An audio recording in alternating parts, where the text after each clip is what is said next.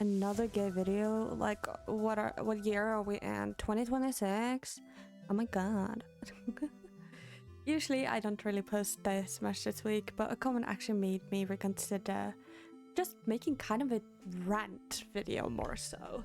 And this is the comment being, we live in a world, if we lived in a world with equality and equity, and I hope I'm saying that right, overall humanism, they would have preferred anything, but because it is the world it is, being loud and proud, it's very important. And it kind of made me think, how many people are looking for LGBTQ content now more than ever? I've seen an uptick in my videos about LGBTQ representation, asexuality and aromanticism, and I kept wondering if that's the reason why, if you wanted representation because this world is horrid right now. So I thought I'd speak about a little bit more. Now, this isn't exactly planned or have a proper script, so forgive me if I sound like an absolute idiot. But hello, let me introduce myself to anyone who's new. I am Mo. I am a non-binary 24-year-old with they/them pronouns, and I have been out 4 years. I don't recall exactly when it happened. It wasn't exactly a straight line. And I think one of the biggest things that changed after me coming out was all my friends. I remember one of my friends, God love him, had such a hard time because it kept going between names. So you had to literally, it was like, guess the name of the day, guess the pronouns of the day. I was the fucking Pokemon. Who's that Pokemon but with me? Because I would change my pronouns every single day. I would change my name every single day. I was just like overly excited about trying out these new things that I didn't know what to do with. And it was very fun. And I love my friends very much for being how they are and for helping me the way they did. But with representation, it's kind of difficult to explain it because there will be bad things, and part of me have always wanted to talk about the harder parts of being trans online, but I've also always wanted my space to be a space where you can go and laugh and enjoy a video about a silly guy, Cade, being aromantic and what he would do with his partner, or Callahan being asexual that flirts his way out of anything. But as much as I love my characters, there are also in real representations that I did kind of want to discuss, but I was kind of partially very scared to discuss because it's very complicated, and there are certain things I can't speak about with that because it's very hard for me. Coming out and representation can be both good and bad for you. A lot of people say that you should come out, be your true self, and though that is, I absolutely 100% stand for that, there are also harder parts with it, especially in today's society, that I have come across. I have sadly had a lot of more slurs thrown my way after coming out and having my bio as non-binary, transgender, whatever the fuck I went through. And it kind of sucked a lot, and I didn't really have many people to speak about it to, because if I spoke about it online, I felt like people would look at me with pity or think I'm farming for empathy or anything like that. And if I spoke to my friends about it, I would just feel like I'm making a big deal out of nothing. But it felt so personal to me. My dad taught me about like having thick skin or whatever, like you need to have thick skin to survive in this environment, blah blah blah blah blah. But it did kind of suck, especially with the family dynamic I have, where it's complicated. It's not 100% we stand for what you are and we love you. It is very hard. And the ironic part is that there are queer people in my family as well, which I've spoken about a little bit before.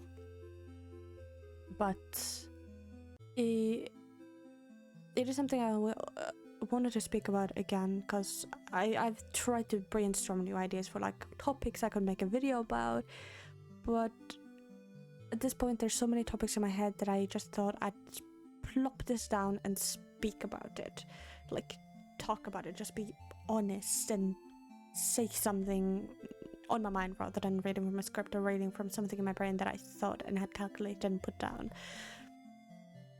Coming out is hard, and I don't want this to demotivate anyone, but it's not going to be perfect. And in today's society, I have definitely felt the fright of wanting to return to quote unquote looking cis, saying I'm she, her, whatever, and let them win. Definitely on multiple points after being harassed, called slurs on my streams, and seeing how my friend, who is a little bit bigger than me, how the community that is supposed to be full of amazing people have attracted so many garbage people as well in her chat, not her community but her chat with other people. And it has become very prevalent on YouTube, though it was more prevalent on Twitch when I used to stream solely on there beforehand. I have had other people come into my streams targeting me because I had the LGBTQ tags. There are monthly around Pride, I think it was. I don't know if that is still a thing, where people would raid trans creators and make them feel miserable during Pride. And they will, like, people would say, oh, don't have the LGBTQ tag on, you will be targeted, sadly enough. And all of that made me just not want to even have it on. It made me want to hide in my closet, and it took my friends a lot of convincing for me to continue being as loud and proud as I am. But the reason why I am isn't... It's partially because I want others to see someone strong, see someone who's proud, loud as fuck, and talk about LGBTQ topics without being scared of what people might say about them. But I am also scared of how the new world is, and I can't say that hasn't influenced certain actions, I suppose. I always wanted this channel to be very LGBTQ friendly, and I still stand by that. Regardless, part of me is scared what people would be attracted to it. But now that that rant's over, I'm sorry about that, I want to talk about something a little bit more fun. I've seen a lot of people talk about how they love the aromantic representation with Cade, and it makes me really happy. I'm very thankful that other people found comfort in Cade, especially as someone who is aromantic, and you don't really see that many aromantic people or characters online. And Cade being my mascot and representing me makes me really happy that so many find comfort in him and my other characters. And I'm really, really appreciative of that. I thought about adding more romantic characters, but I feel like if I just force characters out because representation rather than actually fleshing them out as characters, like I've had this problem before with like representation versus forced representation, where it's like I want my experiences to be seen, I want to have representation and make everyone feel loved and welcome. But it's also, if I keep forcing out new characters that are like, oh yeah, this character is gender bent, this gender fluid, this character is bisexual, the character is polyamorous, blah blah blah blah blah blah, they're not gonna feel actually genuine, even if my intention is being genuine, because you sit there and you look at them and their only personality trait is like, oh yeah, they're polyamorous, for example, which is a huge problem with characters in the LGBTQ representation. Like any character could do, if you could like something down to, oh yeah, this is a bisexual person, it feels forced, and I never want to do that ever. The sexuality is a part, it's not the beginning of the process for me, but the beginning of the process is character design and backstory. The sexuality is more something I introduce later on with the vibe that they're given. For example, with Elias, he wasn't meant to be trans, but it fit a part of the story that I wanted to tell with my experience with religion and being translated in a religious country. But with Callahan, for example, I didn't just look at him and say, oh yeah, he's asexual. It was a part of one of the scenes that I did with the DM, where I knew he wouldn't want to actually be into. He might be bi-leaning question mark or like gay question mark. I'm not too sure. Because I have been on and off like being a little bit silly, quirky with one of the other characters, players. I don't know what they call it in the end, but like whatever. As Callahan, because I feel like that's his vibe.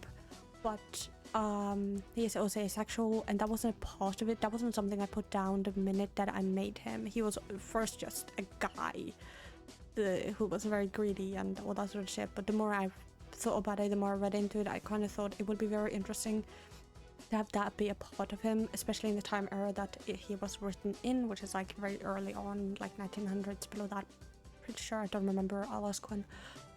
Regardless of that, it didn't come as something forced, and I feel like that's something that other people need to realize when it comes to writing ace characters, is that you shouldn't force them to be, this is their first personality trait that you think of, this is the first thing.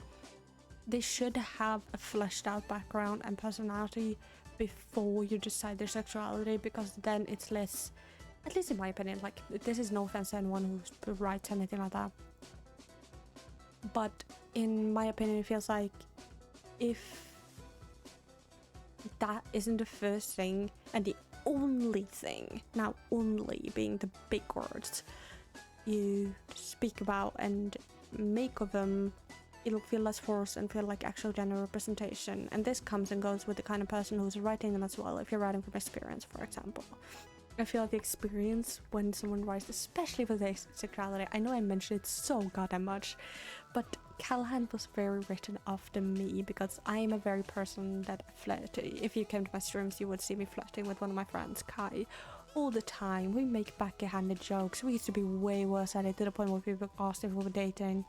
We are very good friends. He's my best friend of 4 years, and I'm not into him. I'm not into guys. But people kept asking, and it was like something I thought was very interesting, because not a lot of asexual characters are very how do I say it, overt in their flirting, you know. It was something I wanted to explore through Callahan, and I think that was very fun. And I have thought about giving him a queer platonic partner, because not because it's asexual. Asexual people can date and have sex with other people. That does not make them not asexual, which is such an annoyance. I wanted to talk about the representation, like the misconceptions, and I probably will make a video about this, but holy fuck, the misconception that people who are ace will not have sex or will not have a partner makes me so goddamn mad, because I've had so many people come to my streams. So after I've had a girlfriend, or in between the time where I was dating someone who she was in the stream, asked me, oh yeah, you're dating someone? I thought you were ace. And I just sit there being like, oh my god, I am ace. That doesn't mean I don't want to date. I'm a lonely fuck. Come on. Like, aromantic people and asexual people can date or have sex. There are differences. There are sex repulsed, which is like you don't want sex at all, no intimacy, no, you know, the bed time or kissing or anything. I land in the middle of that. Kissing is where it stops for me. But there are also aromantic people who have queer platonic relationships. I know someone who is aromantic who's in a polyamorous polycule. I hope I'm saying that correctly. Flame me in the comments if I'm not. Like, I've known so many poly people as well. Oh my god, this makes me so mad.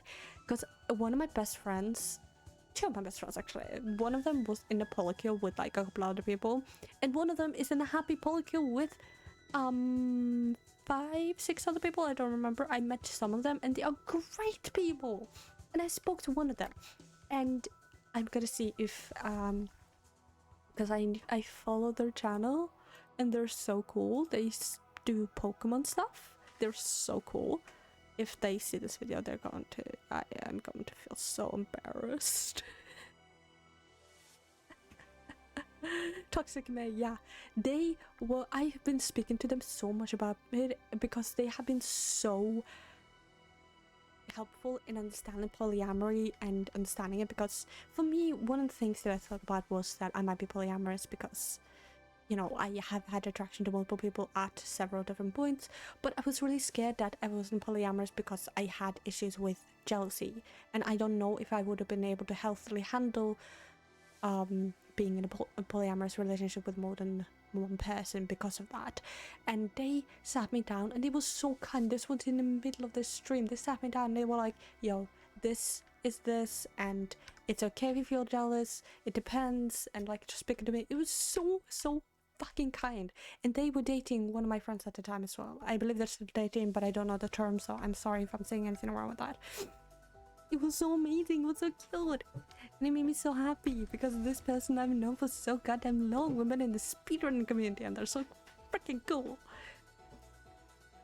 But the biggest fucking thing that I thought about when it came to like misconception with polyamorous people is also a polyamorous person is cheating, which is like, I spoke to the person about, I don't remember when. I don't think I can pull up the VOD because it was a very long time ago. I was offline and I was just chatting with a friend. A couple of them actually, because I think the other partners were in chat as well at that point. They stream on and off with several of the partners, sorry. And like, it is so wrong to think that because you're dating multiple people it means you're cheating, because they are dating each other. They are happily dating each other, and every one of them have different needs that the other person fulfills, but they're still happily in the relationships. And it is very complicated, but it is so beautiful to see that kind of thing, especially healthily. It is such a good thing. Like, just shout out Toxic May TTV. I will leave their channel down below. They are so kind and amazing. But just that gave me so much like understanding of how polyamory works. And I urge you, if you are actually curious genuinely about the different sexualities, which are so goddamn many, don't just listen to some bullshit on TikTok. Go and actually research, because it is a lot, but it's also the most beautiful, and like, it's so beautiful. It's such a beautiful thing, because once you realize it's a thing, you might understand a bit more about yourself, even if you think that you're just cis and straight, which is okay. You will know more about the community, and you will know more about other people, and I feel like that is something everyone needs. Like, everyone needs to connect with each other, honestly. Like, it is a really beautiful thing. But yeah, if you're still here, Jesus Christ, thank you so much. Let me know if you want more of these kind of commentary down below, just me yapping about what the heck ever. I thought about making a dating video about dating once you've come out and everything like that, and how that works here. But yeah, have a good day. Take care.